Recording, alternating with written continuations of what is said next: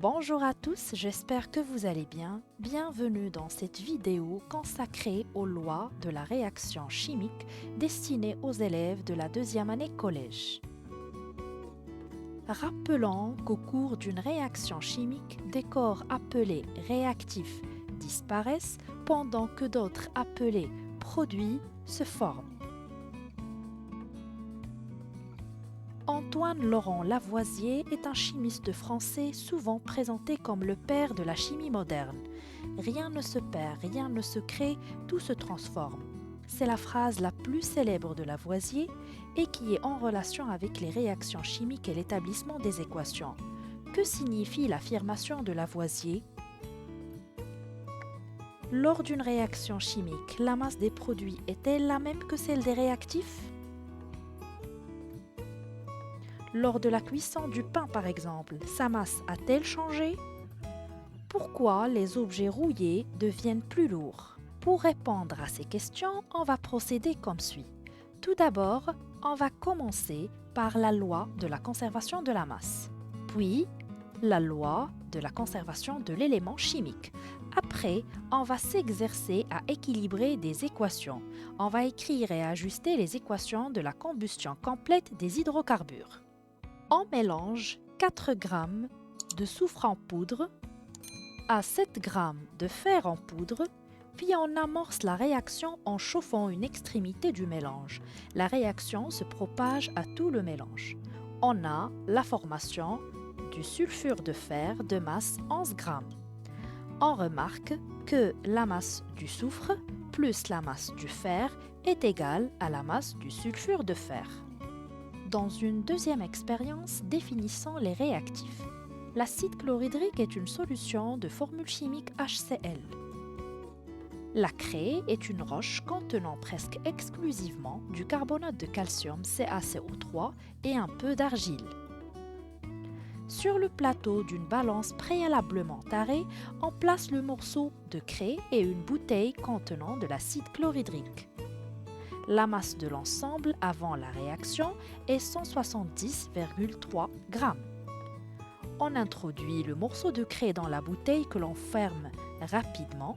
La craie disparaît. On peut alors observer une effervescence ainsi qu'un changement de couleur de la solution. Et même après la réaction, la masse de l'ensemble est toujours 170,3 g. On conclut que la masse des réactifs est égale à la masse des produits. C'est une réaction chimique qui a eu lieu. L'acide chlorhydrique et le carbonate de calcium sont les réactifs. Le CO2 est le produit de cette réaction. On peut montrer sa présence à l'aide du test de l'eau de chaud. Et là, vous remarquez que la masse de l'ensemble a diminué, ce qui est dû au dégagement du dioxyde de carbone. On généralise pour toutes les réactions chimiques. La masse des réactifs est égale à la masse des produits. C'est la loi de la conservation de la masse. Au cours d'une réaction chimique, la masse se conserve. Le mot « se conserve » veut dire que la masse ne change pas. Donc, la masse totale des réactifs est égale à la masse totale des produits. Pour Lavoisier, bien que la matière change d'état dans une réaction chimique, la quantité de matière reste identique du début jusqu'à la fin de la réaction. C'est la base de la loi de conservation de la masse. Je vous invite à réfléchir à ce principe et à vous rendre compte qu'il s'applique à toute chose et en tout instant. Ce principe est l'un des fondements même de la vie. Rien ne naît ni se détruit, mais des choses déjà existantes se combinent puis se séparent de nouveau. C'est assez évident, on ne peut créer ou détruire de la matière. Un hamburger aura la même masse que ses ingrédients.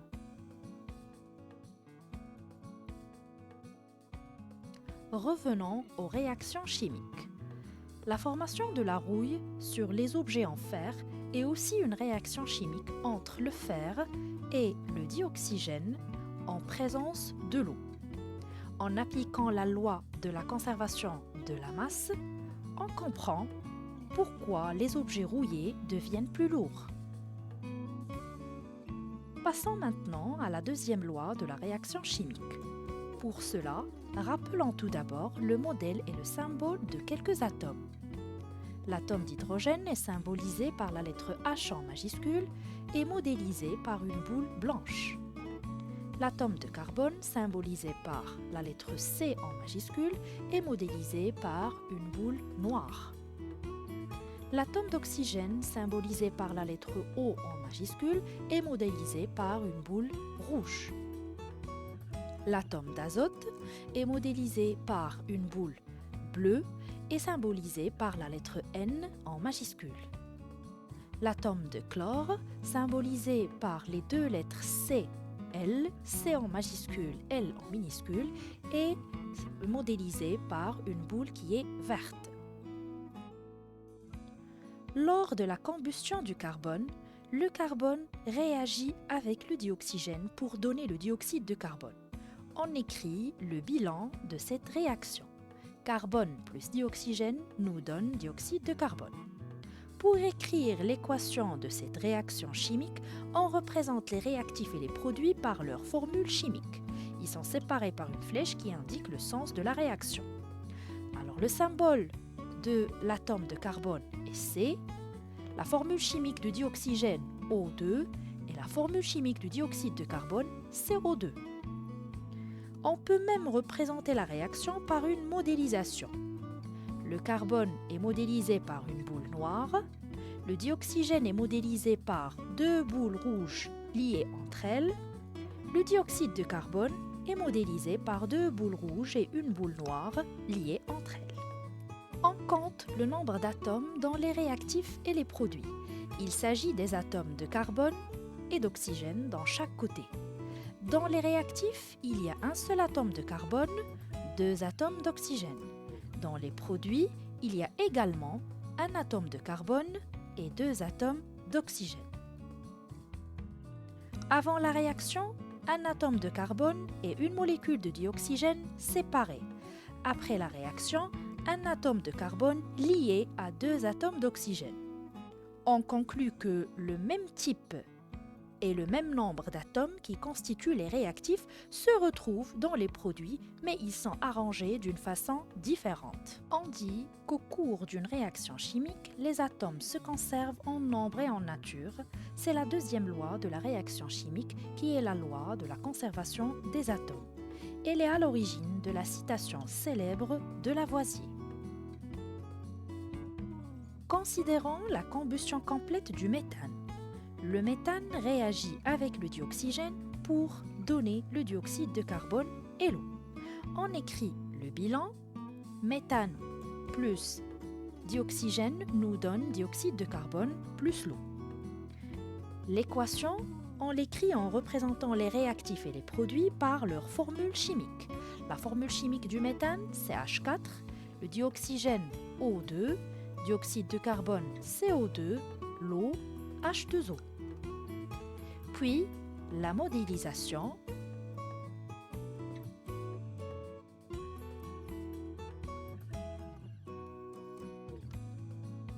On compte le nombre d'atomes dans les réactifs et les produits. Il s'agit des atomes de carbone, l'hydrogène, l'oxygène dans chaque côté. Dans les réactifs, il y a un atome de carbone, 4 atomes d'hydrogène et 2 atomes d'oxygène. Dans les produits, il y a un atome de carbone, 2 atomes d'hydrogène et 3 atomes d'oxygène. Les nombres d'atomes d'hydrogène et d'oxygène sont déséquilibrés entre les réactifs et les produits. Nous constatons que le principe de la conservation des atomes n'est pas respecté. Pour qu'une équation de réaction représente ce qui se passe réellement à l'échelle microscopique, elle doit respecter le principe du Lavoisier. Rien ne se perd, rien ne se crée, tout se transforme. Pour respecter ce principe, il va falloir équilibrer l'équation, de manière à avoir le même nombre de chaque élément chimique dans les deux côtés, réactif et produit. C'est ce qu'on appelle l'ajustement des équations. Pour équilibrer le nombre d'atomes dans une équation chimique, la règle consiste à rajouter des coefficients multiplicateurs devant les formules chimiques de certaines molécules. Ces coefficients doivent être des nombres entiers. Le nombre 1 n'est jamais écrit. Ici, on va le noter pour comprendre. Ça veut dire qu'une molécule de méthane réagit avec une molécule de dioxygène pour donner une molécule de dioxyde de carbone plus une molécule de l'eau. On commence l'ajustement atome par atome. Commençons par le carbone. Il y a un atome de carbone dans les réactifs et un atome de carbone dans les produits. Le carbone est équilibré. Passons à l'atome d'hydrogène. Il y a 4 atomes d'hydrogène dans les réactifs et 2 atomes d'hydrogène dans les produits. L'hydrogène n'est pas équilibré. On ajoute le coefficient multiplicateur avant la formule chimique de la molécule de l'eau. Ce coefficient multiplie l'ensemble des atomes dans la molécule. Celui que l'on veut équilibrer, qui est l'hydrogène, mais également les autres, ici l'oxygène. Là, ça veut dire qu'on a 2 molécules de l'eau. Ça veut dire 4 atomes d'hydrogène et 2 atomes d'oxygène. Passons à l'atome d'oxygène. Il y a 2 atomes d'oxygène dans les réactifs et 4 atomes d'oxygène dans les produits. 2 atomes dans la molécule de dioxyde de carbone et 2 atomes dans les 2 molécules de l'eau. C'est pour cela qu'on va ajouter le coefficient multiplicateur avant la formule chimique de dioxygène. Vérifions qu'on a bien équilibré l'équation. On compte le nombre d'atomes dans les réactifs et les produits. Il s'agit des atomes de carbone, hydrogène, oxygène dans les deux côtés. Dans les réactifs, il y a un atome de carbone, 4 atomes d'hydrogène et 4 atomes d'oxygène. Dans les produits, il y a également un atome de carbone, 4 atomes d'hydrogène et 4 atomes d'oxygène. On remarque que les atomes d'hydrogène et d'oxygène sont équilibrés entre les réactifs et les produits. Donc, on a équilibré l'équation. Comme ça, on peut écrire le bilan, puis l'équation équilibrée, CH4 plus 2O2 nous donne CO2 plus 2H2O et la modélisation équilibrée de la combustion complète du méthane.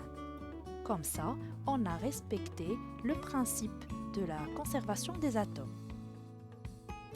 Lors de la combustion complète du méthane, une molécule de méthane réagit avec 2 molécules de dioxygène et donne une molécule de dioxyde de carbone ainsi que 2 molécules de l'eau. Pour qu'une équation représente ce qui se passe réellement, elle doit toujours être équilibrée. Et pour équilibrer les équations, on ajoute des coefficients appelés coefficients stéchiométriques. Il existe certaines règles à respecter pour qu'une équation soit correctement ajustée ou bien équilibrée. Il ne faut jamais modifier les molécules. Il est impossible d'ajouter un atome à une molécule ou de modifier les indices de cette molécule. Il ne faut jamais ajouter des molécules ou les enlever. Il n'est pas obligatoire d'écrire le coefficient 1 et ces coefficients doivent être toujours des nombres entiers. Les coefficients doivent être le plus petits possible et à la fin, après avoir équilibré l'équation, il faut toujours vérifier si l'équation est correctement équilibrée en effectuant le bilan des atomes. Voyons voir l'équation d'une autre réaction chimique. Là, on a le dihydrogène qui réagit avec le dioxygène pour donner l'eau. C'est la réaction de la formation de l'eau. On commence l'ajustement atome par atome. Commençons par l'hydrogène. Dans les réactifs, il y a 2 atomes d'hydrogène. Dans les produits, 2 atomes d'hydrogène. Donc l'hydrogène est équilibré. Passons à l'oxygène. Dans les réactifs, il y a 2 atomes d'oxygène et dans les produits, il y a un seul atome d'oxygène. Donc, on va ajouter le coefficient stéchiométrique 2. Là, le 2 multiplie l'ensemble des atomes dans la molécule, donc l'oxygène et l'hydrogène. On a alors 2 atomes d'hydrogène dans les réactifs et 4 atomes d'hydrogène dans les produits. C'est pour cela qu'on va ajouter un coefficient de 2. Et comme ça, on a équilibré l'équation. 2 molécules de dihydrogène réagissent avec une molécule de dioxygène pour donner 2 molécules de l'eau. Une autre équation d'une autre réaction chimique, c'est la réaction chimique qui se passe lors de la photosynthèse. On commence l'ajustement atome par atome, on commence par le carbone. Dans les réactifs, on a un seul atome de carbone. Dans les produits, 6 atomes de carbone. On multiplie la molécule de CO2 fois 6. Donc, il y a 6 atomes de carbone et 6 fois 2, c'est 12 atomes d'oxygène. Mais on passe tout d'abord à l'hydrogène. Dans les réactifs, on a 2 atomes d'hydrogène. Dans les produits, 12 atomes d'hydrogène. Donc, on multiplie la molécule H2O fois 6. 6 fois 2, c'est 12. Donc, on a équilibré l'hydrogène. Mais n'oublions pas que 6 multiplie aussi l'atome d'oxygène. Alors, passons à l'oxygène. On a dans les réactifs 6 fois 2, c'est 12, plus 6, c'est 18. Dans les produits, 6 atomes plus 2, ça donne 8. 18 moins 6, c'est 12. C'est pour cela qu'on a multiplié la molécule de dioxygène fois 6. Donc 6 fois 2, c'est 12, plus 6, c'est 18. Et comme ça, on a équilibré l'équation et on a respecté le principe de la conservation de la matière. Ça veut dire que le nombre et le type d'atomes présents dans les réactifs est le même que dans les produits. Essayez d'équilibrer vous-même ces équations avant de voir la correction. On commence l'ajustement tout d'abord par l'atome de chlore. Dans les réactifs, on a 2 atomes de chlore. Dans les produits, on a un seul atome de chlore. C'est pour cela qu'on va ajouter le coefficient 2 qui va multiplier l'hydrogène et le chlore. Passons à l'hydrogène. Dans les réactifs, on a 2 atomes d'hydrogène. Dans les produits, on a 2 atomes d'hydrogène. Donc, on a bel et bien équilibré l'équation. Passons à la deuxième équation et commençons par l'atome d'aluminium. Dans les réactifs, on a un seul atome d'aluminium. Dans les produits, 2 atomes d'aluminium. On va multiplier l'atome d'aluminium des réactifs fois 2. Passons à l'atome de soufre. Dans les réactifs, un seul atome de soufre. Dans les produits, 3 atomes de soufre. Donc, l'atome de soufre dans les réactifs, on va la multiplier fois 3. Et comme ça, on a équilibré la deuxième équation. Passons à la troisième équation. Et commençons par l'atome de fer. Dans les réactifs, on a un seul atome de fer. Dans les produits, 3 atomes de fer. Donc, on va multiplier l'atome de fer des réactifs fois 3. Passons à l'atome d'oxygène. Dans les réactifs, on a 2 atomes d'oxygène. Dans les produits, 4 atomes d'oxygène. C'est pour cela qu'on va multiplier fois 2 dans les réactifs. Et comme ça, on a 4 atomes d'oxygène dans les réactifs et 4 atomes d'oxygène dans les produits. Passons à la quatrième équation et commençons par l'atome de calcium. Dans les réactifs, on a un seul atome de calcium. Dans les produits, un seul atome de calcium. C'est équilibré. Passons à l'atome de carbone. Dans les réactifs, un seul atome. Dans les produits, un seul atome.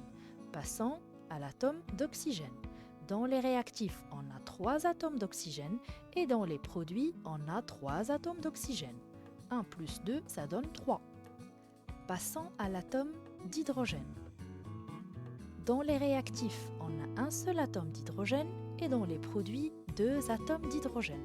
Donc on va multiplier la molécule fois 2. Donc le 2 doit multiplier l'hydrogène et même le chlore. Donc, dans les réactifs, on a déjà 2 atomes de chlore et dans les produits, 2 atomes de chlore. Et comme ça, on a équilibré la 4e équation. Passons à la 5e équation et commençons par l'atome de zinc, Zn. Dans les réactifs, un seul atome de zinc, dans les produits, un seul atome de zinc. Passons à l'hydrogène. Dans les réactifs, un seul atome d'hydrogène et dans les produits, 2 atomes d'hydrogène, on va multiplier la molécule fois 2. Donc on a 2 atomes d'hydrogène et 2 atomes de chlore. Dans les réactifs, dans les produits, c'est déjà 2 atomes de chlore, donc l'équation elle est déjà équilibrée. Passons à l'équation suivante et commençons par l'atome de cuivre. Dans les réactifs, on a 4 atomes de cuivre, 2 plus 2. Dans les produits, on a un seul atome, donc on doit multiplier fois 4. Passons maintenant à l'atome de soufre. Dans les réactifs, un seul atome de soufre, dans les produits, un seul atome de soufre. Passons à l'oxygène. Dans les réactifs, un seul atome d'oxygène et dans les produits, 2 atomes d'oxygène, donc on doit multiplier toute la molécule fois 2. Mais on doit faire attention parce qu'on a déséquilibré le cuivre. Donc 2 plus 2 fois 2, ça fait 4 plus 2, c'est 6. Et dans les produits, on a 4. Donc on doit enlever le 4 et multiplier fois 6. Comme ça, on a 6 atomes de cuivre dans les réactifs et 6 atomes de cuivre dans les produits. Passons à l'équation suivante. Commençons par l'atome de sodium. Dans les réactifs, on a un seul atome de sodium. Dans les produits, 2 atomes de sodium. Donc on doit multiplier la molécule NaCl fois 2. Et n'oublions pas que ça multiplie aussi le Cl, l'atome de chlore. Donc dans les réactifs, on a 2 atomes de chlore. Dans les produits, un seul atome de chlore. C'est pour cela qu'on va ajouter le coefficient 2 devant la molécule HCl. Donc ça multiplie même l'hydrogène. Dans les réactifs, c'est 2 atomes d'hydrogène. Dans les produits, 2 atomes d'hydrogène. C'est équilibré. Passons à l'atome de soufre. Dans les réactifs, un seul atome de soufre. Dans les produits, un seul atome de soufre. Passons à l'atome d'oxygène. Dans les réactifs, 4 atomes d'oxygène. Et dans les produits, 4 atomes de produits d'oxygène. Donc, on a équilibré l'équation. Passons maintenant à la dernière équation pour l'équilibrer. Et commençons par l'atome d'hydrogène. Dans les réactifs, 2 atomes d'hydrogène. Dans les produits, 3 atomes d'hydrogène. Donc là, on doit multiplier les 2 molécules. L'une fois 3 et l'autre fois 2.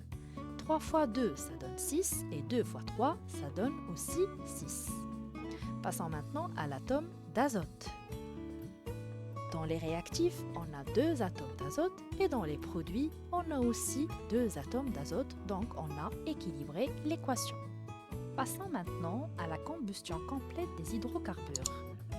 Un hydrocarbure est un corps composé ne contenant que des éléments carbone et hydrogène.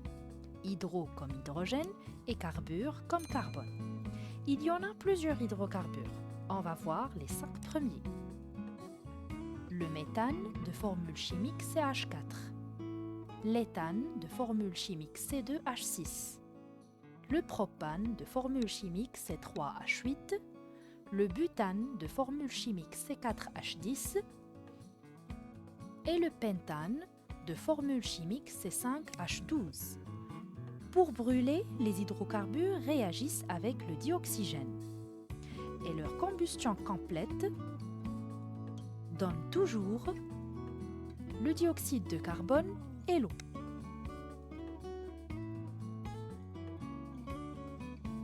Ce qui diffère, c'est le nombre de molécules dans chaque équation. Alors, équilibrons ces 5 équations. Commençons par l'équation de la combustion complète du méthane. On commence par le carbone. Dans les réactifs, on a un seul atome de carbone. Dans les produits, on a un seul atome de carbone. Donc, le carbone est équilibré. Passons à l'hydrogène. Dans les réactifs, 4 atomes d'hydrogène. Dans les produits, 2 atomes d'hydrogène. Donc, on doit multiplier la molécule d'eau fois 2. N'oublions pas que ça multiplie l'hydrogène et l'oxygène. Passons maintenant à l'oxygène. Dans les réactifs, il y a 2 atomes d'oxygène. Dans les produits, il y a 2 atomes dans la molécule de dioxyde de carbone et 2 atomes dans la molécule de l'eau. Donc, on va multiplier la molécule de dioxygène fois 2. Et comme ça, on a 4 atomes d'oxygène dans les réactifs et 4 atomes d'oxygène dans les produits. Une molécule de méthane réagit avec 2 molécules de dioxygène pour donner une molécule de dioxyde de carbone plus 2 molécules de l'eau. Passons maintenant à la combustion complète de l'éthane. Commençons par le carbone. Dans les réactifs, on a 2 atomes de carbone. Dans les produits, un seul atome.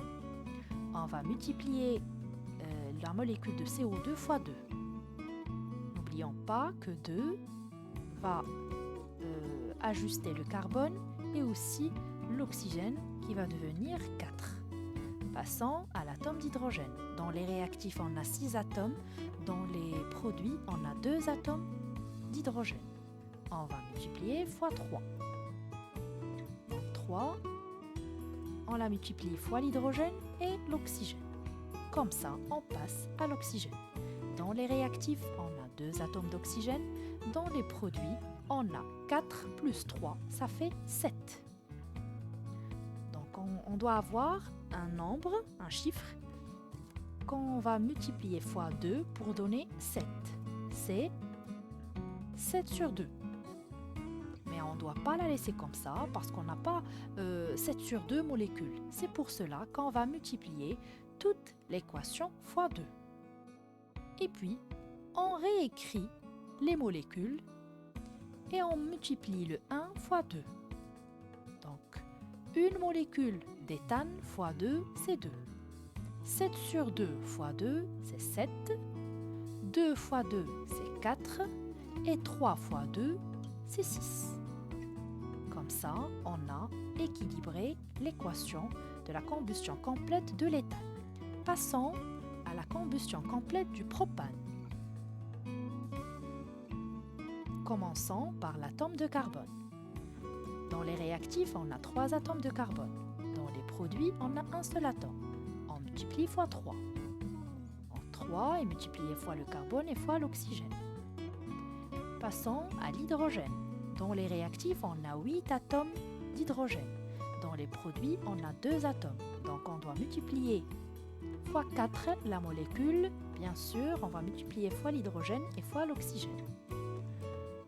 Passons aux atomes d'oxygène. Dans les réactifs, on a 2 atomes d'oxygène. Dans les produits, on a 3 fois 2, c'est 6, plus 4 fois 1, c'est 4, et ça donne 10. Le chiffre qu'on doit multiplier fois 2 pour donner 10, c'est 5. Et comme ça, on a équilibré l'équation de la combustion complète du propane. Donc, une molécule de propane réagit avec 5 molécules de dioxygène pour donner 3 molécules de dioxyde de carbone plus 4 molécules de l'eau. Passons maintenant à la combustion complète de butane. De formule chimique, c'est 4H10. On commence par l'atome de carbone. On a 4 atomes de carbone dans les réactifs, un seul atome de carbone dans les produits. Donc on doit multiplier la molécule de dioxyde de carbone fois 4. Passons à l'hydrogène. Dans les réactifs, on a 10 atomes d'hydrogène. Dans les produits, 2 atomes d'hydrogène. Donc on va multiplier la molécule d'eau fois 5. Passons à l'oxygène. Dans les réactifs, on a 2 atomes d'oxygène. Dans les produits, On a 4 fois 2, c'est 8. 5 fois 1, c'est 5. 8 plus 5, c'est 13. On va devoir multiplier fois 2 pour donner 13. C'est 13 sur 2. On ne peut pas laisser une fraction dans l'équation. C'est pour cela qu'on va multiplier toute l'équation fois 2. On réécrit l'équation comme elle est. On ne doit pas modifier les molécules. 2 fois 1, c'est 2. 13 sur 2 fois 2, c'est 13. 4 fois 2, 8. 5 fois 2, 10. Et comme ça, on a équilibré l'équation de la combustion complète du butane. Donc pour que le butane brûle, 2 molécules de butane réagissent avec 13 molécules de dioxygène pour donner 8 molécules de dioxyde de carbone plus 10 molécules de l'eau. Passons maintenant à la combustion complète du pentane de formule chimique C5H12. On commence l'ajustement par l'atome de carbone. Dans les réactifs, on a 5 atomes de carbone. Dans les produits, on a un seul atome. On doit multiplier la molécule de CO2 fois 5. Passons à l'atome d'hydrogène. Dans les réactifs, on a 12 atomes d'hydrogène. Dans les produits, 2 atomes. On multiplie la molécule de l'eau fois 6. 6 fois 2, c'est 12 atomes d'hydrogène. Passons à l'atome d'oxygène. Dans les réactifs, on a 2 atomes d'oxygène. Dans les produits, 5 fois 2, c'est 10.